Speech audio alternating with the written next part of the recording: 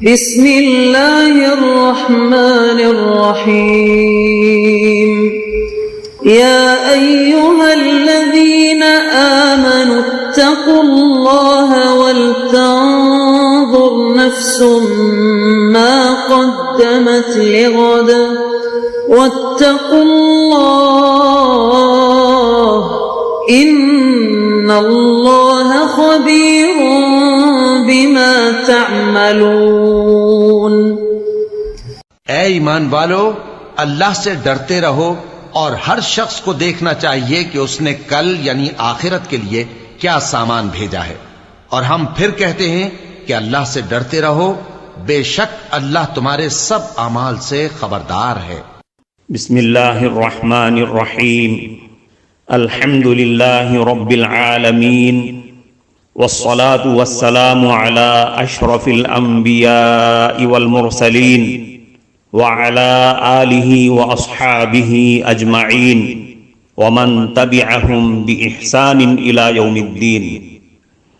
قابل صد احترام حضرات شائقین و شائقات سچا پیغام، السلام علیکم ورحمۃ اللہ وبرکاتہ۔ آج کی محفل میراث النبی کے نورانی پروگرام میں آپ کا استقبال ہے۔ اہلا و سہلا مرحبا۔ ہم آپ تمام حضرات و مستورات کا خیر مقدم کرتے ہیں۔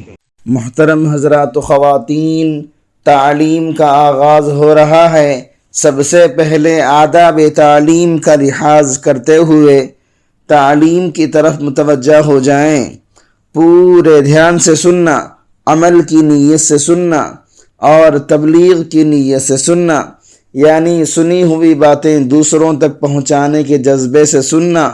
چند خاص آداب تعلیم ہیں، امید ہے کہ آپ حضرات ان آداب کا ضرور خیال رکھیں گے۔ جزاکم اللہ۔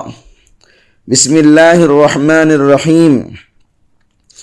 حضرت کعب رضی اللہ عنہ کہتے ہیں، ایک مرتبہ نبی کریم صلی اللہ علیہ وسلم نے ارشاد فرمایا کہ ممبر کے قریب ہو جاؤ۔ ہم لوگ حاضر ہو گئے۔ جب حضور صلی اللہ علیہ وسلم نے ممبر کی پہلی سیڑھی پر قدم مبارک رکھا تو فرمایا آمین۔ جب دوسری پر قدم رکھا تو پھر فرمایا آمین۔ جب تیسری پر قدم رکھا تو پھر فرمایا آمین۔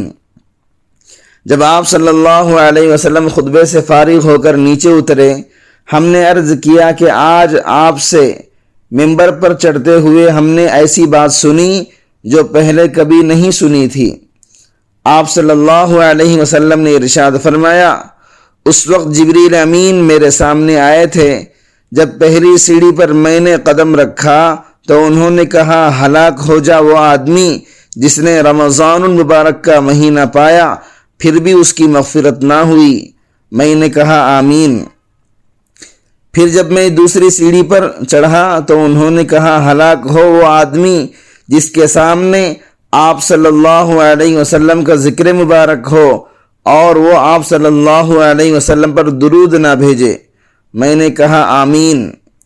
جب میں تیسری سیڑھی پر چڑھا تو انہوں نے کہا، ہلاک ہو وہ آدمی جس کے سامنے اس کے والدین یا ان میں سے کوئی ایک بڑھاپے کو پہنچ جائیں اور وہ ان کی خدمت کر کے جنت کا مستحق نہ ہو۔ میں نے کہا آمین۔ حضرات گرامی، اس حدیث میں حضرت جبریل علیہ السلام نے 3 بددعائیں دی ہیں اور حضور صلی اللہ علیہ وسلم نے ان تینوں پر آمین فرمائی۔ اول، حضرت جبریل علیہ السلام جیسے مقرب فرشتے کی بددعا ہی کیا کم تھی، اور پھر حضور صلی اللہ علیہ وسلم کی آمین نے تو اس کو مزید سخت بددعا بنا دی۔ اللہ ہی اپنے فضل سے ہم لوگوں کو ان تینوں چیزوں سے بچنے کی توفیق نصیب فرمائے اور ان برائیوں سے محفوظ رکھیں۔ اول، وہ آدمی جس پر رمضان المبارک گزر جائے اور اس کی بخشش نہ ہو، یعنی رمضان جیسا خیر و برکت کا زمانہ بھی غفلت اور گناہوں میں گزر جائے کہ رمضان میں اللہ رب العزت کی رحمت بارش کی طرح برستی ہے۔ لہذا جس آدمی پر رمضان المبارک کا مہینہ بھی اسی طرح گزر جائے کہ اس کی بدعمالیوں اور کوتاہیوں کی وجہ سے وہ مغفرت سے محروم رہے تو اس کی ہلاکت میں کیا شک ہے۔ اور مغفرت کی صورت یہ ہے کہ رمضان المبارک کے جو کام ہیں یعنی روزہ، تراویح وغیرہ، ان کو نہایت اہتمام سے ادا کرنے کے بعد ہر وقت کثرت کے ساتھ اپنے گناہوں سے توبہ اور استغفار کرے۔ دوسرا، جس کے لیے بد دعا دی گئی ہے وہ ہے جس کے سامنے نبی کریم صلی اللہ علیہ وسلم کا ذکر مبارک ہو اور وہ آپ صلی اللہ علیہ وسلم پر درود نہ پڑھے۔ اور بھی بہت سی روایات میں یہ مضمون آیا ہوا ہے۔ اسی وجہ سے بعض علماء کے نزدیک نبی کریم صلی اللہ علیہ وسلم کا ذکر مبارک سننے والوں پر درود شریف کا پڑھنا واجب ہے۔ تیسرا آدمی جس کے بوڑھے والدین میں سے دونوں یا کوئی ایک موجود ہو اور وہ ان کی اس قدر خدمت نہ کرے جس کی وجہ سے جنت کا مستحق ہو جائے۔ والدین کے حقوق بھی احادیث میں تاکید سے آئے ہیں۔ علماء نے ان کے حقوق میں لکھا ہے کہ مباح امور میں ان کی اطاعت ضروری ہے۔ نیز یہ بھی لکھا ہے کہ ان کی بے ادبی نہ کرے، تکبر سے پیش نہ آئے اگرچہ والدین مشرک ہوں، اپنی آواز کو ان کی آواز سے اونچی نہ کرے، ان کا نام لے کر نہ پکارے، کسی کام میں ان سے پیش قدمی نہ کرے، امر بالمعروف نہی عن المنکر میں نرمی کرے، اگر قبول نہ کریں تو سلوک کرتا رہے اور ہدایت کی دعائیں کرتا رہے، غرض ہر بات میں ان کا احترام ملحوظ رکھے۔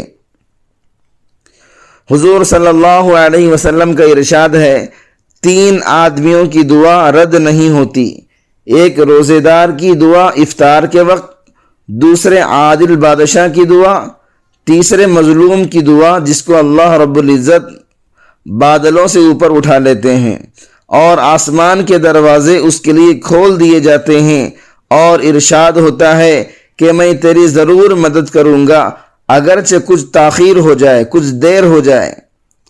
ایک روایت میں ہے کہ اللہ رب العزت رمضان میں عرش کے اٹھانے والے فرشتوں کو حکم فرماتے ہیں کہ اپنی اپنی عبادت چھوڑ کر روزے داروں کی دعا پر آمین کہا کرو۔ بہت سی روایات سے رمضان کی دعا کا خصوصیت سے قبول ہونا معلوم ہوتا ہے، اور اس میں کوئی شک و شبہ نہیں ہے کہ جب اللہ کا وعدہ ہے اور سچے رسول صلی اللہ علیہ وسلم کا نقل کیا ہوا ہے تو اس کے پورا ہونے میں کیا اشکال ہے۔ لیکن اس کے بعد بھی بعض لوگ کسی غرض سے دعا کرتے ہیں مگر وہ کام نہیں ہوتا تو اس سے یہ نہیں سمجھ لینا چاہیے کہ دعا قبول نہ ہوئی، بلکہ دعا قبول ہونے کے معنی سمجھ لینا چاہیے۔ حضرت عمر فاروق رضی اللہ عنہ حضور صلی اللہ علیہ وسلم سے نقل کرتے ہیں، رمضان میں اللہ کو یاد کرنے والا آدمی بخشایا ہے، اللہ سے مانگنے والا نامراد نہیں رہتا۔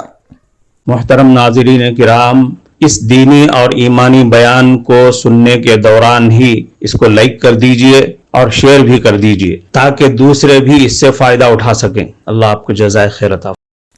حضرت عبداللہ ابن مسعود رضی اللہ عنہ کی ایک روایت سے ترغیب میں نقل کیا ہے کہ رمضان کی ہر رات میں ایک منادی پکارتا ہے کہ اے خیر کے تلاش کرنے والے متوجہ ہو اور آگے بڑھ، اے برائی کے طلبگار بس کر آنکھیں کھول۔ اس کے بعد وہ فرشتہ کہتا ہے کوئی مغفرت کا چاہنے والا کہ اس کی مغفرت کر دی جائے، کوئی توبہ کرنے والا ہے کہ اس کی توبہ قبول کیا جائے، کوئی دعا کرنے والا ہے اس کی دعا قبول کی جائے، کوئی مانگنے والا ہے اس کا سوال پورا کیا جائے۔ اس کے بعد یہ بات بھی نہایت ضروری اور قابل لحاظ ہے کہ دعا کے قبول ہونے کے لیے کچھ شرائط بھی ہیں، ان کے فوت ہونے سے، دعا میں ان شرائط کے نہ ہونے کی وجہ سے بسا اوقات دعا رد کر دی جاتی ہے۔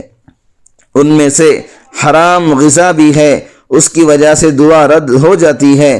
نبی کریم صلی اللہ علیہ وسلم کا ارشاد ہے، بہت سے پریشان حال آسمان کی طرف ہاتھ اٹھا کر دعا مانگتے ہیں اور یا رب کرتے ہیں، مگر کھانا پینا حرام ہے، پہننا حرام ہے، ایسی حالت میں کہاں دعا قبول ہو سکتی ہے؟ اللہ تعالی ہم سب کو عمل کرنے کی توفیق نصیب فرمائے۔ حضور صلی اللہ علیہ وسلم نے ارشاد فرمایا، روزہ ڈھال ہے دوزخ سے، یعنی جس طرح ڈھال تلوار کے وار کو روکتی ہے، اسی طرح روزہ بھی جہنم کی آگ اور عذاب سے روزے دار کا بچاؤ کرتی ہے۔ قیامت میں جب دوزخ گنہگاروں پر حملہ آور ہوگی تو حکم ہوگا کہ جن لوگوں کا روزے کی حالت میں انتقال ہوا کہاں ہیں؟ جب وہ سامنے آ جائیں گے تو دوزخ ان کو پہچان کر 40 سال کے فاصلے پر ان سے دور ہٹ جائے گی۔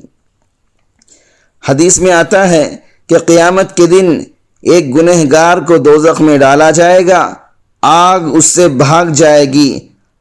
جہنم کے داروغہ دوزخ کی آگ سے کہیں گے، تو اسے کیوں بھاگتی ہے؟ تو اسے کیوں نہیں پکڑتی؟ آگ عرض کرے گی، میں اسے کیوں پکڑوں؟